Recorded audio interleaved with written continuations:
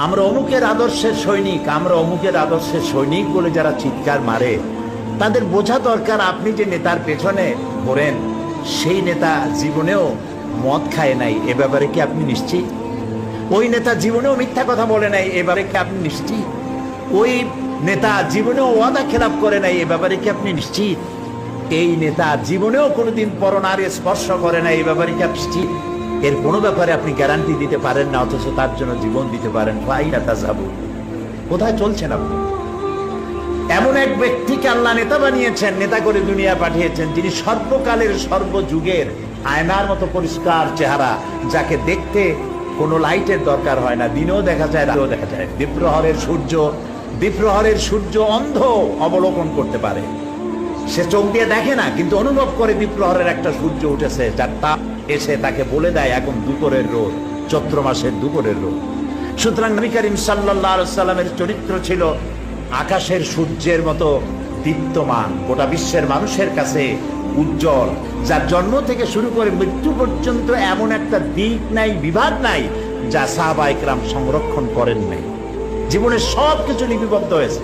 আপনি কোন নেতা পাবেন এমন বলেন, একজন নেতার নাম বলেন যার লেখাপড়া জন্ম, লেখাপড়া মৃত্যু, আর জীবনের রাজনৈতিক কয়েকটা বক্তৃতা, এছাড়া আপনি কি জানেন? আর বইতেই বা কি লেখা আছে?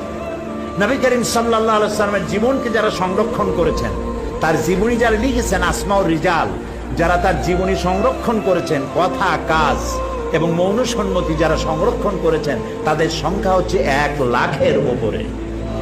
পৃথিবীর কোনো মানুষের জীবনকে এইভাবে হাই পাওয়ারের মাইক্রোস্কোপ যন্ত্র দিয়ে কোনো মানুষকে এভাবে দেখা হয় নাই, যা দেখা হয়েছে রাসূলকে। শামাইলে তিরমিজি পড়েন, এটা বাংলা হয়ে গেছে, নামটা কি?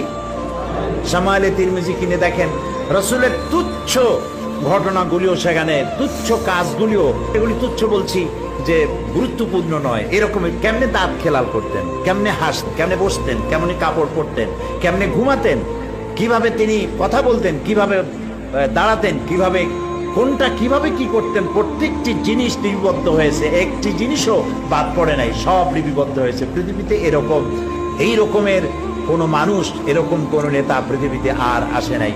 মুহাম্মদ রাসূলুল্লাহ সাল্লাল্লাহু আলাইহি সাল্লাম গোটা পৃথিবীর সর্বশ্রেষ্ঠ মহামানব, তার জীবনকে সংরক্ষণ করা হয়েছে পৃথিবীর মানুষকে এই পথে পরিচালিত করার জন্য। তিনি ছিলেন গোটা বিশ্ববাসীর জন্য রহমত, তাই তিনি, তার আচরণে মানুষ মুগ্ধ হয়েছে।